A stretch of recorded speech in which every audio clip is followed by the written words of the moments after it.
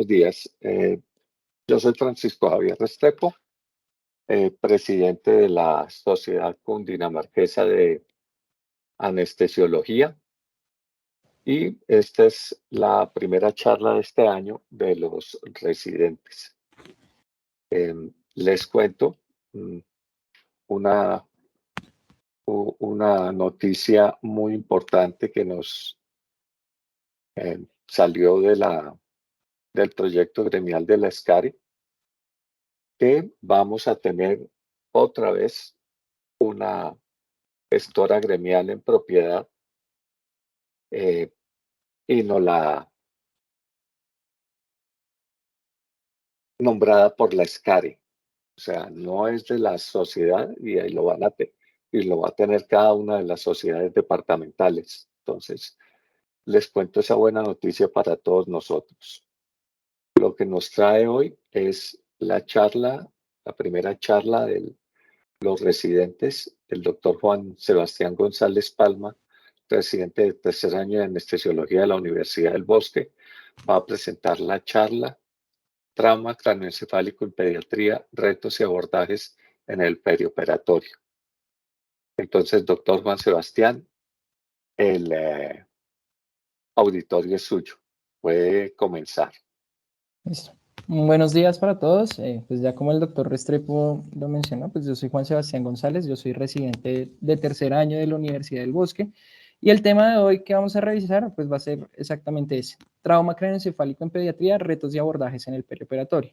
Entonces, pues comenzando, vamos a empezar a hablar un poco de lo que es la epidemiología.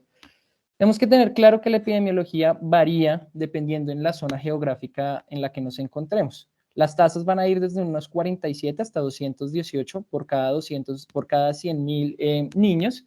Y pues lo que se ha encontrado es que van a haber grupos de edades específicos en los cuales se van a presentar. Entre de los 0 a los 2 años y de los 15 a los 18 años son como los grupos poblacionales que más se afectan. Sin embargo, a pesar de que la incidencia aparentemente es elevada, toca tener claro que más del 90% de los traumas que se presentan no requieren de intervención quirúrgica y solamente un 10% o menos van a requerir de intervención o de manejo quirúrgico.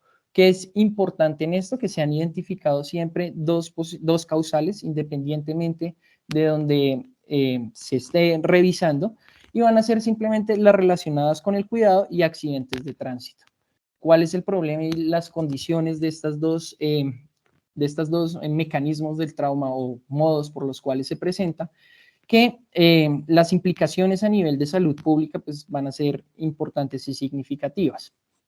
¿Qué es lo que encontramos? Que eso es, a nivel global, las secuelas que dejan y los años de vida perdidos secundarios a un trauma craneoencefálico en una población pediátrica, pues van a generar un aumento y un consumo de recursos importantes a nivel de todas las naciones y de sistemas de seguridad social. Las secuelas suelen ser permanentes y con compromiso significativo no solo para el paciente, sino una carga importante para la familia, y en lo que más se resalta es la discapacidad que se genera. Alrededor de 2.5 millones de niños quedan discapacitados con secuelas graves secundarias a un trauma craneoencefálico. Cuando se revisa un poco la epidemiología a nivel de Colombia, pues no tenemos unos datos exactos en población pediátrica. Sin embargo, cuando se revisan las causas de mortalidad, encontramos los accidentes de tránsito y pues parte de secuelas en adultos, según las estadísticas del DANE, son secundarios también a accidentes de tránsito. Estadísticas a nivel nacional que se tengan sobre maltrato, pues realmente son muy pocas y no hay.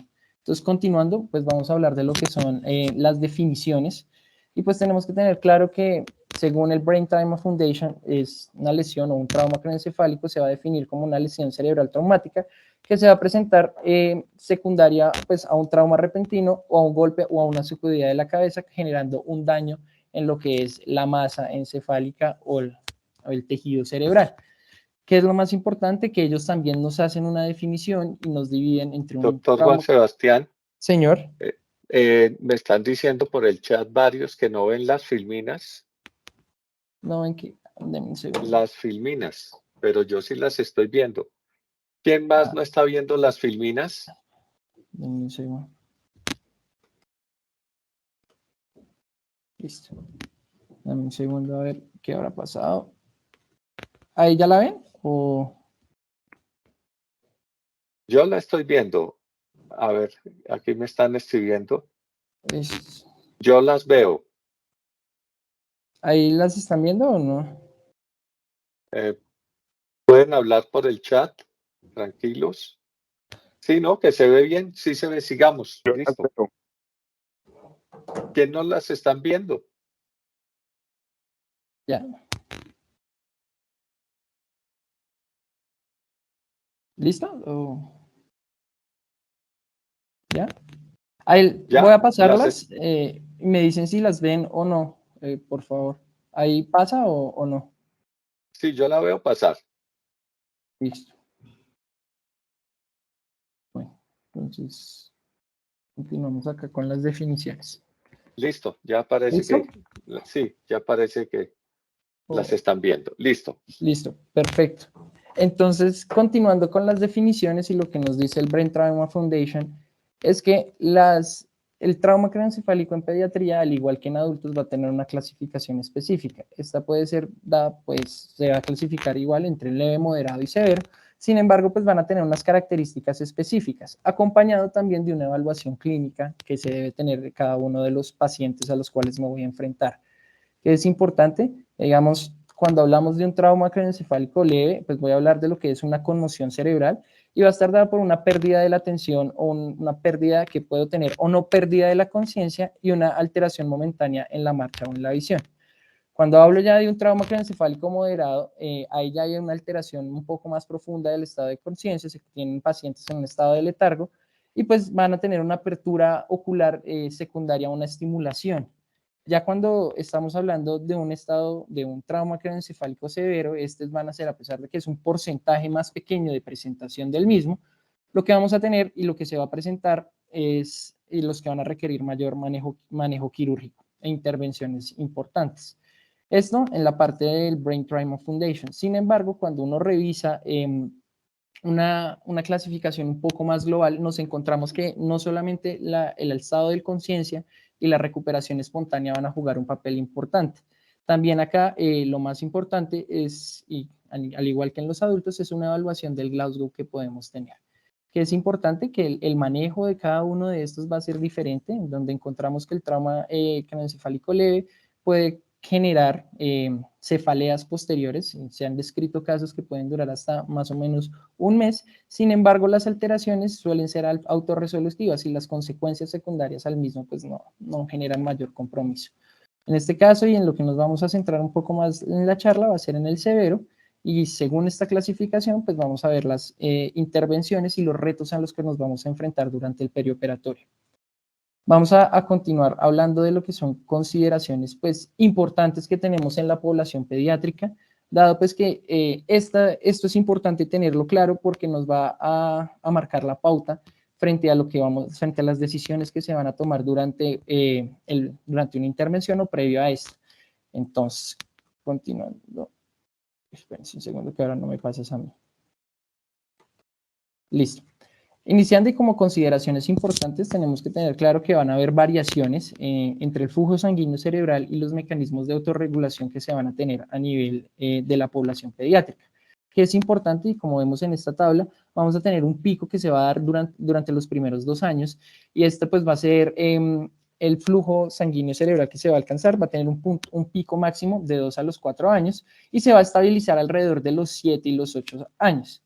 Esto pues va a ser relacionado y en niños sanos a término. ¿Qué otra consideración tengo que tener claro? Pacientes que digamos sean prematuros extremos o estén críticamente enfermos, la relación entre el flujo cerebral y la presión arterial va a estar netamente relacionada.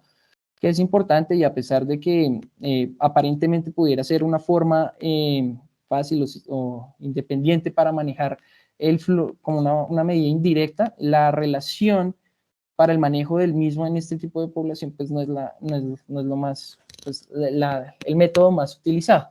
Que es importante y en esta otra gráfica lo que les traigo es que el flujo sanguíneo cerebral va a estar netamente relacionado con la presión arterial. Y lo que vemos es que en niños y en pacientes neonatos, las curvas y los mecanismos de autorregulación van a estar presentes. Sin embargo, la presión arterial y dado los flujos que se tienen son mucho menores de los que se manejan. ¿Listo?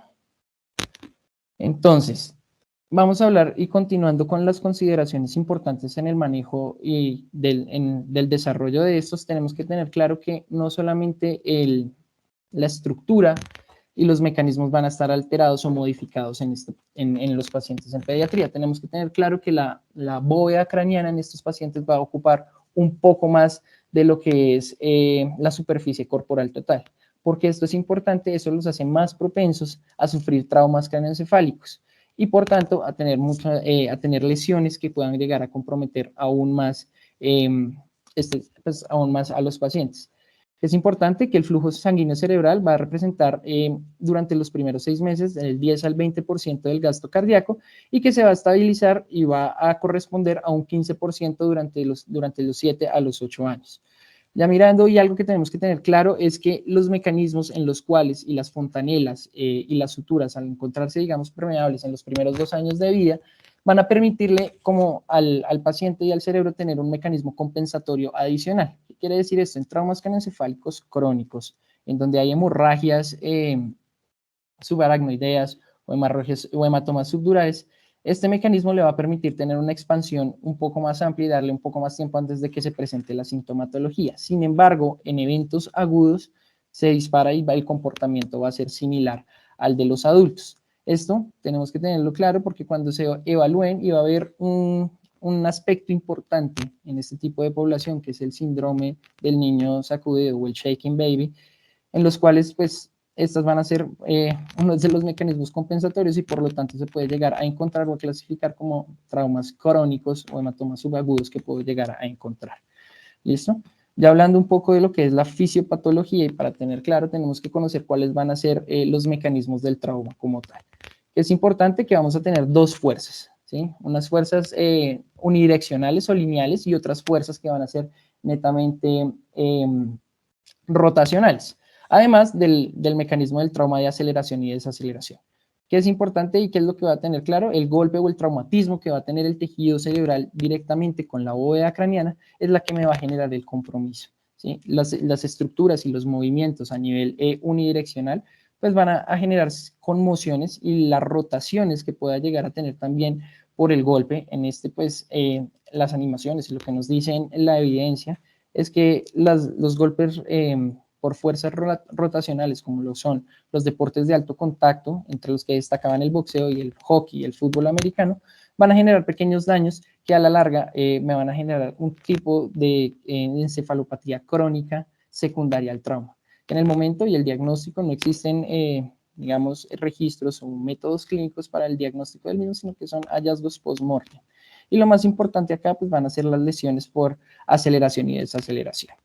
Continuando, y esto como en la lesión primaria que podemos llegar a encontrar en las poblaciones con el trauma craneoencefálico, podemos pasar a lo que es la fisiopatología del trauma o del daño secundario. Acá, ¿qué es lo que vamos a tener? Y lo que encontramos como un daño axonal difuso es que va a haber se van a interrumpir o lo que se va a generar es un daño en la arquitectura normal que tienen los axones. Acá pues va a haber una disrupción en los microtúbulos que tienen estos axones y me va a llevar a un desprendimiento o a una fuga de lo que es la membrana axonal que tengo. ¿Esto en qué se va a ver relacionado y cómo me va a producir el daño? Va a estar completamente relacionado porque me va a generar un aumento en la cascada inflamatoria, me va a generar unos cambios cicatriciales directamente relacionados con lo que son los microtúbulos, los neurofilamentos y los filamentos de actina que tienen el cuerpo axonal y este a la larga va a generar pues una mutación y unos cambios cicatriciales con cambios conformacionales y aumento en marcadores como el beta amiloide que pues actualmente van a ser pues a nivel legal también cuando se evalúen el trauma craneoencefálico en pediatría, uno de los marcadores que nos va a diferenciar entre un trauma por hipoxia y una lesión secundaria netamente al trauma. Esto es lo que nos va a definir realmente lo que es el daño axonal difuso y son el compromiso que podemos llegar a tener a nivel general en las secuelas secundarias a un trauma craneoencefálico. Esto como a manera de intervención y de fisiopatología que nos va a presentar el trauma craneoencefálico.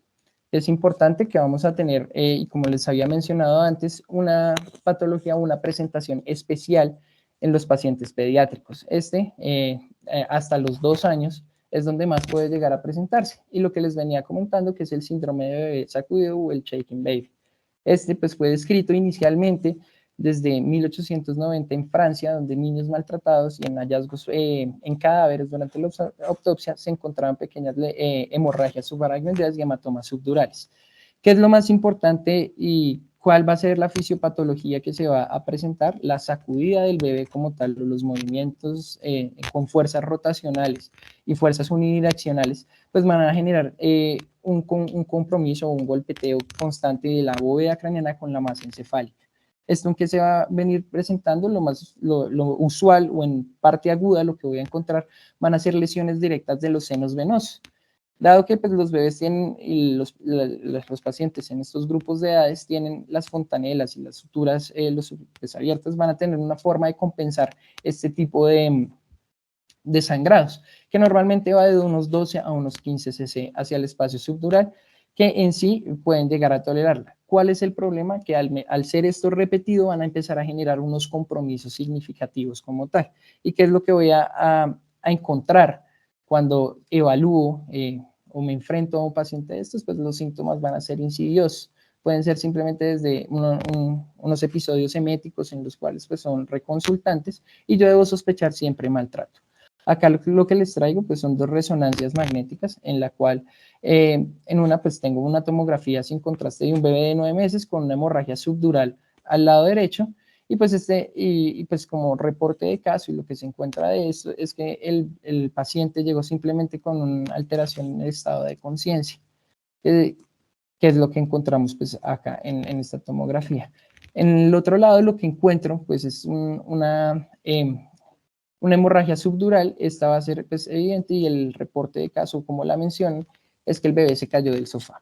¿Listo? Acá tenemos que tener claro que en los criterios diagnósticos y cuando yo lo sospeche, pues primero maltrato y segundo cómo puedo llegar a intervenir. Dicen que los primeros hallazgos clínicos que puedo encontrar van a ser hemorragias vítreas en el fondo de ojo de los pacientes pediátricos. Pues una de las presentaciones pues, diferentes a las cuales me puedo llegar a enfrentar y las consecuencias que tengo, pues va a ser que pacientes de edades mucho más, de edades menores van a tener que ser llevados a intervenciones quirúrgicas. Ya haciendo un resumen de lo que fue la fisiopatología del trauma, vamos a entrar un poco a hablar de lo que es el manejo perioperatorio y cuáles van a ser los retos en los cuales me voy a enfrentar.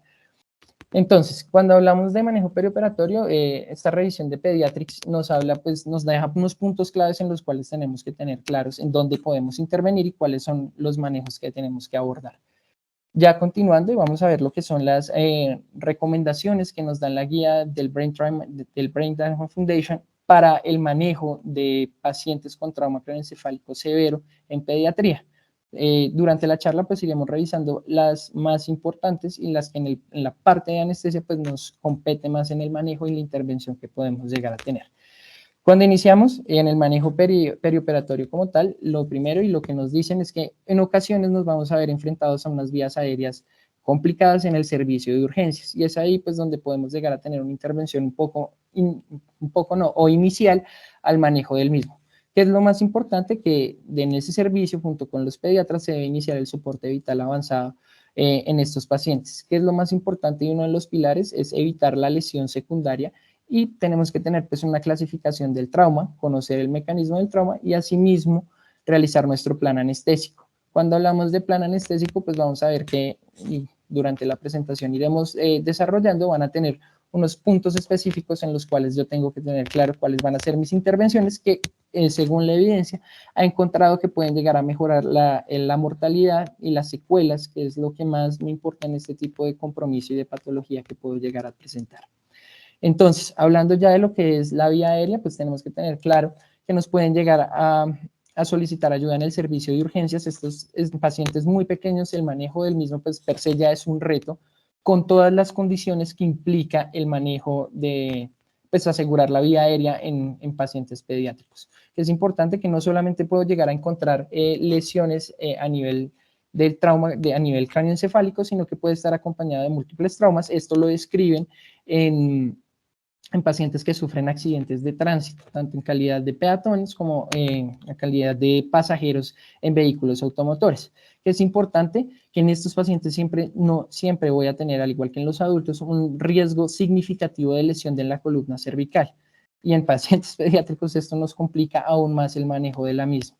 El estado de ayuno tienen que manejar como un paciente con estómago lleno y que estos además pues van a presentar el reto de que en caso tal de que yo opte por una intubación despierto, pues va a ser un poco más complicado porque la cooperación en pacientes muy pequeños pues no, va a ser muy difícil. Es importante que las obstrucciones de la vía aérea en estos pacientes son mucho más factibles por secreciones o sangre secundarios pues, al traumatismo que sufrieron y esto lo hace más complicado. ¿Cuál es la recomendación y lo que nos dicen la mayoría? Asegure su vía aérea en una secuencia de intubación rápida, disminuya de la mejor manera los riesgos que puede llegar a tener, optimice la oxigenación y realice pues la laringoscopia con el método que esté. Cuando se busca ver qué tipo de herramientas, si un videolaringoscopio o una laringoscopia directa, pues realmente no hay una recomendación a favor o en contra para el manejo del mismo. Ahí la dejan siempre según la experticia que tenga el paciente y lo que más importante es que usted siempre pida ayuda en caso tal de que se enfrente a un paciente de estos. Dado pues que ya es una vía aérea difícil y podemos seguir pues ya los algoritmos que tenemos para el manejo del mismo. Hablando un poco de lo que ya es el manejo intraoperatorio, pues vamos a tener que lo más importante van a ser 3 pilares que tengo que manejar. Lo ideal, la analgesia y la anestesia que tienen que ser adecuados en el plano, esto me va a ayudar a disminuir los cambios a nivel metabólico cerebral que se van a presentar. Tengo que optimizar las condiciones quirúrgicas para que el cirujano también esté cómodo y la intervención se pueda realizar con el mayor éxito y el menor tiempo posible. Y acá es donde tengo que tener claro que tengo que evitar la hipotensión, la hipercapnia, la hiperglicemia o la hipoglicemia. Se ha encontrado que cualquiera de las dos, tanto la hipoglicemia y la hiperglicemia, van a tener compromiso o van a tener desenlaces adversos cuando se evalúan estos pacientes. Ya cuando hablamos un poco de lo que es la ventilación mecánica, pues realmente hay unas pautas claras, ¿sí? Lo que nos dicen es que tenemos que mantener una presión arterial de oxígeno mayor a 60, tengo que tener precaución con el manejo de la PIP y la titulación de PIP, porque esta puede llegarme a desencadenar un aumento en la presión intracraneal. Y lo más importante es que tengo que evitar la hipoxemia intraoperatoria. ¿Qué recomendaciones nos dan las guías para el manejo del trauma pediátrico severo? Cuando se revisan, y lo que busco acá, lo que les traigo acá, es que lo más importante es evitar que tenga una hipocapnia. Lo más importante es que esté por debajo de 30 y no nos recomiendan el manejo del mismo o mantener los pacientes hipocámicos. Esto, y pues hacen la recomendación y la aclaración en el manejo del mismo, es que pues en caso tal de que ya tengamos como medida de salvamento para tratar de mejorar un poco estas presiones intracerebrales, se puede llegar a considerar, pero pues realmente que haya una evidencia que soporte el manejo del mismo, no. Es importante, y ya que estamos hablando un poco de estas guías, de que de las 22 recomendaciones solamente hay 3 que son recomendaciones 2 de segundo, que es una evidencia aparentemente buena para estar a favor o en contra de las intervenciones que se realizan. Por lo cual se siguen esperando estudios y los estudios y las conclusiones que se tienen en este tipo de población en trauma craneoencefálico pues continúan en desarrollo para el manejo del mismo. Continuando, pues vamos a hablar de lo que es los cambios, el soporte hemodinámico que tengo que utilizar. Lo más importante y lo que vuelven nos dicen es que la hipotensión es lo que yo debo evitar a toda costa. Esto de manejo y puede ser un poco confuso y de difícil manejo, dado pues que las presiones y los intervalos que manejamos en cada tipo de población, en cada tipo de grupo de edad va a ser diferente. Lo que nos dicen es que pues, idealmente deberíamos tener las tablas de percentiles para el manejo del mismo. Sin embargo, Cottrell y las revisiones nos dan pues, unos aproximados de cómo debo mantener, cuáles van a ser mis metas para el manejo del mismo. Cuando se revisa qué tipo de vasopresor o cómo puedo mantener esta presión arterial, no hay una diferencia clara entre el uso de dopamina y noradrenalina como soporte para el manejo del mismo. Y lo más importante, pues, es que mi meta va a ser mantener una presión de perfusión cerebral óptima. Acá hacen la aclaración y nos dicen que solamente un evento de hipotensión durante el intraoperatorio me va a aumentar la mortalidad de los 6 meses y el compromiso en secuelas. Por tanto, pues es importante tener claro que este va a ser también uno de los objetivos que tengo que tener en el manejo de estos pacientes. Ya y continuando con el manejo de la intervención, es importante siempre contar con un monitoreo de la presión arterial, de la presión de la PIC. ¿Qué nos dice la guía y cuál es la recomendación que nos da y cuál es el objetivo que tenemos? El nivel de evidencia en esta pues también es 3, pero lo más importante es que acá sí nos hacen una recomendación en que debo tenerla y pues en caso tal de tener un monitoreo, esta debe utilizarse. ¿Por qué? Porque este no solamente me va a ayudar en el intraoperatorio, sino que a nivel del posoperatorio y en los cuidados posanestésicos también me va a dar unas recomendaciones y me va a ayudar a dirigir mi terapia, ¿sí? En caso tal de que me esté enfrentando a una hipertensión endocraniana. ¿Cuáles son las recomendaciones como tal? Pues debo mantener una PIC y cualquier PIC por encima de 20 amerita una intervención o un manejo del mismo. La presión de perfusión cerebral debe ser mantenida mayor a 40 y el monitoreo de la PIC pues me va a disminuir independientemente del riesgo de una lesión secundaria que tengamos. Esto como parte también de los retos y de los objetivos que yo debo tener en mi perioperatorio y específicamente en mi intraoperatorio. Otro de los aspectos importantes es la posición del paciente, ¿sí? Van a haber cambios siempre significativos y lo que les quería traer en esta imagen es que va a haber un riesgo aumentado para la presentación de embolismo aéreo. Independientemente de la posición, los cambios en la bóveda craneana en pacientes menores de 2 años, vamos a encontrar que siempre va a estar por encima del resto del cuerpo. Esto pues me va a predisponer no solamente pues, por comodidad del equipo quirúrgico y del neurocirujano, sino que me predispone al riesgo de embolismo aéreo.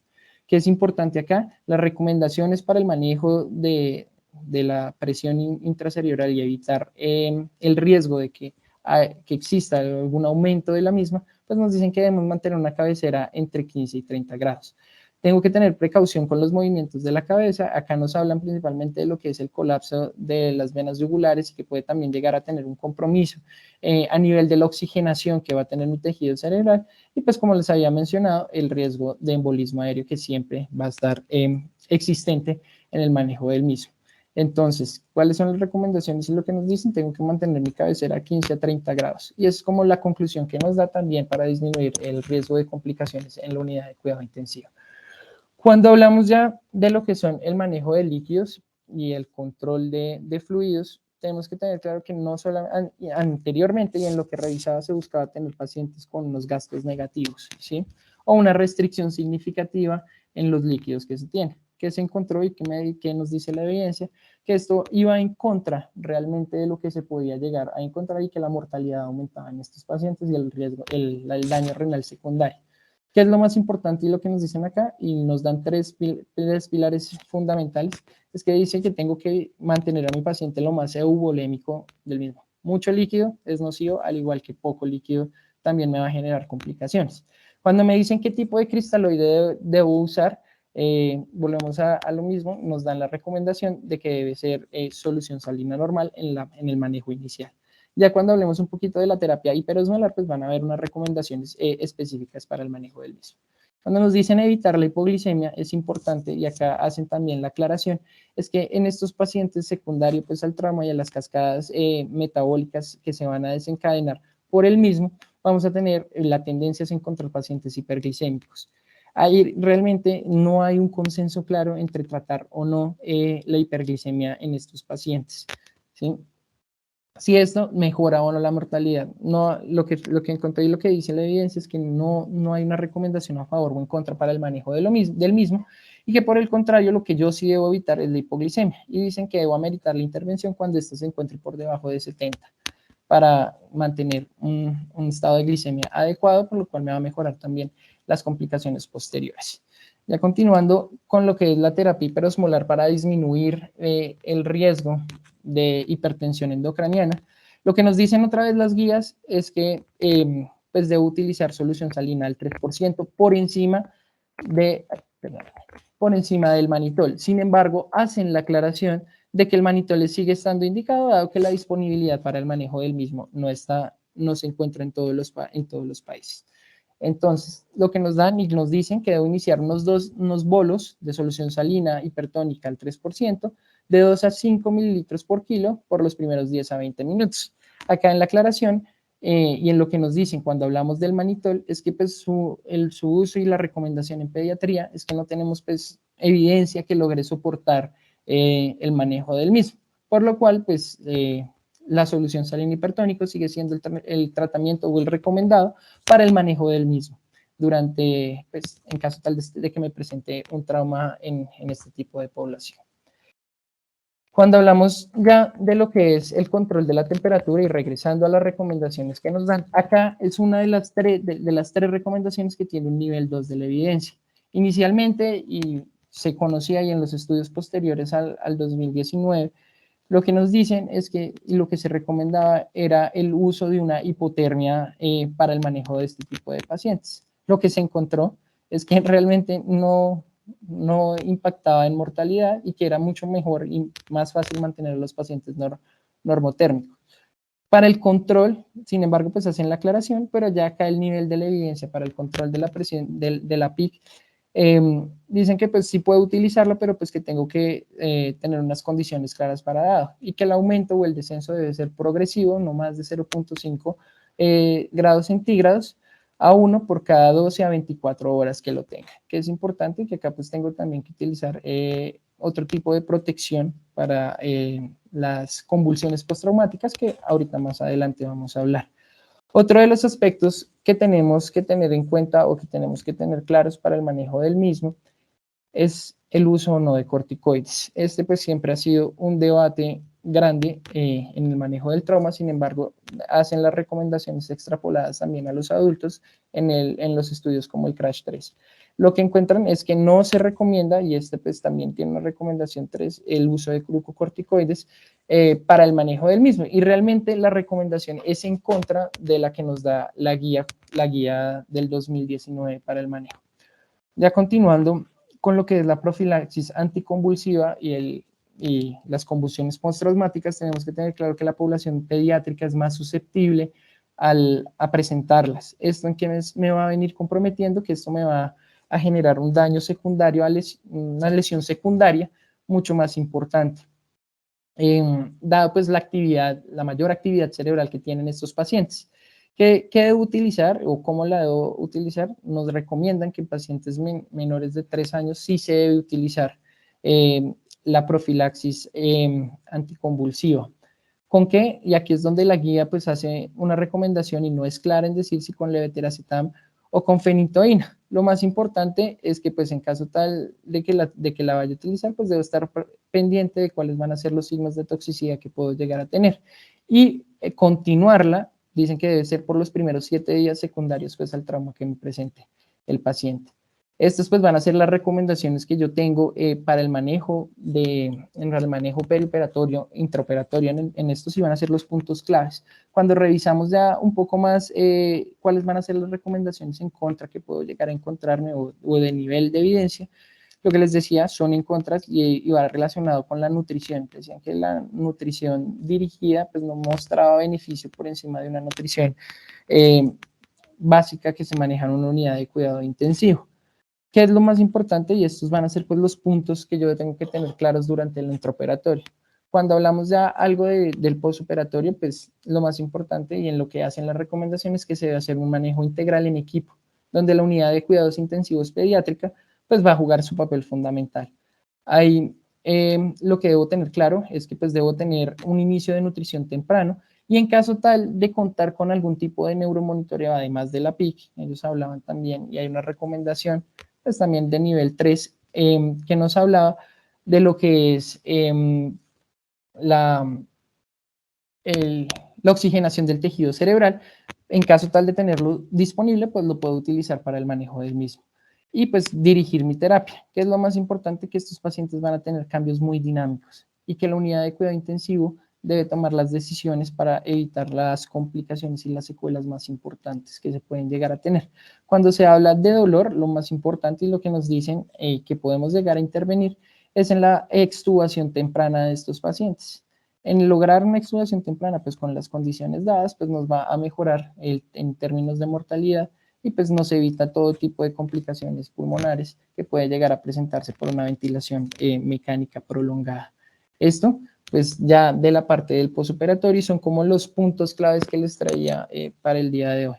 En conclusiones, pues lo más importante es que el trauma craneoencefálico es un reto y pues tengo que tener unos puntos y unos objetivos claros para el manejo del mismo y identificar cuáles van a ser estos puntos críticos. Siento que ya durante el intraoperatorio van a ser en donde el anestesiólogo va a jugar un papel fundamental, donde podemos llegar a intervenir disminuyendo así las lesiones secundarias. Y pues eso es lo que les traía para hoy. Y esta es una fotico de un paciente que tuvimos con un síndrome de sacudido que fue llevado pues, a un drenaje de un hematoma subdural secundario. Eso sería todo. No sé si tengan alguna pregunta. Bueno, no. Doctor Juan Sebastián, muy interesante la charla. Y en cuanto a la sacudida, pues en mi época que yo ejercía y estudiando medicina, ah, llegó la recomendación, y yo me acuerdo mucho que anteriormente eh, a las personas, los papás jugaban mucho con los niños, por lo menos en mi generación. Me acuerdo tirándolos al aire y volviéndolos a recoger. Y esto después en estudios se vio que generaba sacudidas. Entonces hubo recomendaciones de los pediatras muy serias alrededor de esto para prevenir pues traumas craneoencefálicos. Y usualmente este tipo de sensaciones cuando se tiraban le gustaban. Los niños eran muertos de la risa, pero pues generaba su daño. Y pues desde mi punto de vista, a mí me tocó atender muy pocos de estos, pero cuando me tocó generaba muchísima angustia en uno, pues por la fragilidad de los niños y que generalmente muchos de los accidentes son accidentes tontos. Doctor Juan Exactamente. Sebastián, excelente charla. ¿Iba a hacer un comentario? No, exactamente. Realmente las recomendaciones desde 1970 para acá es evitar y realmente los pediatras dicen sacudir a su bebé puede llegar a tener un compromiso del cerebro y son las primeras descripciones que se hacen del colegio de pediatría Sí, americano. sí, eso. Sí, porque era un juego muy normal. Y muchas gracias por su asistencia.